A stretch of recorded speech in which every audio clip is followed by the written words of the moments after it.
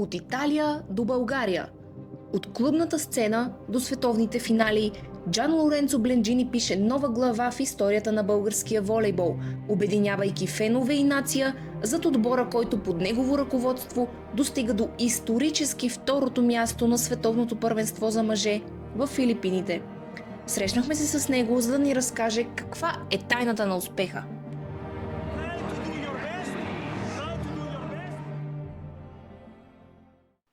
Първо искам да ви благодаря, че сте тук. Чест и удоволствие за мен. Изведохте България до второ място на световното първенство и феновете сега имат големи очаквания. Натежава ли ви това? Напрежението, натиска е част от нашата работа. Щом го има, значи правиш нещо важно и играеш за нещо, което всеки очаква.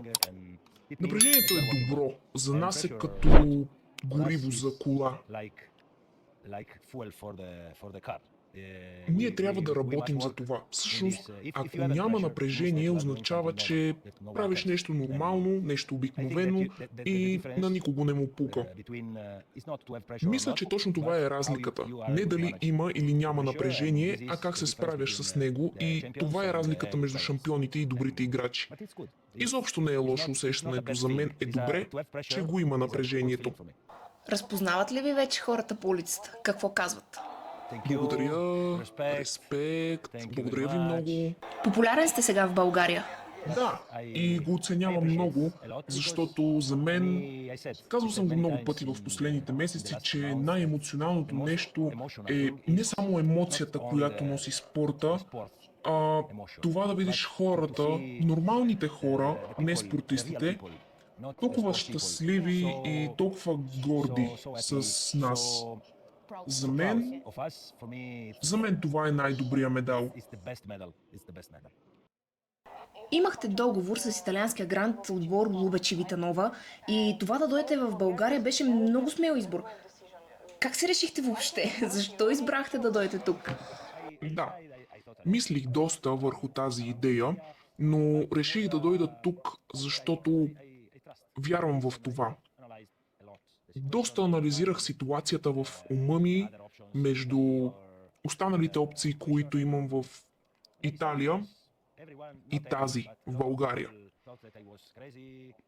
Реших така, защото не всеки, но повечето хора ми казваха, че съм луд, защото всъщност, не знам не е мой проблем, но си казах, че можем да го направим. Можем да работим по този начин, имайки условията да го направим стъпка по стъпка. Федерацията беше много добра в отношението и намерението да започнем една година преди останалите, защото беше Олимпийската година и обикновено цикъл е 4 години между двете олимпиади и започнахме година по-рано. Направихме доста в първата година, когато не бяхме на Олимпийските игри в Париж, а бяхме само в Лигата на нациите. Започнахме да изграждаме психика, да създаваме условия и това, което се случи миналото лято всъщност, започна в предходното. Това е процес и причината, поради която дойдох, е, че вярвам в момчетата, в играчите. Не само в тях, разбира се. Вярвам, че българските традиции във волейбола могат да ни помогнат да се подобрим. Знаех, че ще бъде труден и дълъг пътя, но това беше част от моето решение. Това беше голямото предизвикателство. На финала на нашия разговор, какво харесвате най-много в България? Природата, храната или хората? Волейболните играчи.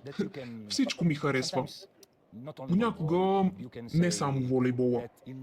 Можем да кажем, че в една държава едно нещо е хубаво, в друга пък друго нещо е по-добро. Но целта трябва да бъде фиксирана в най-доброто, което можеш да постигнеш, най-доброто, което можеш да направиш. Тук намерих толкова добри неща, които вероятно някой не е знаел, че ги има и че са тук. За мен това, което ми харесва най-много... Не знам всъщност. Харесвам храната, харесвам страната ви. В момента сме тук на това невероятно място за работа.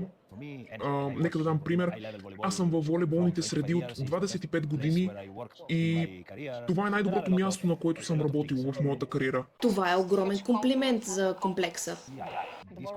Да, комплексът наистина предлага най-добрите условия за работа и най-доброто, което можеш да намериш.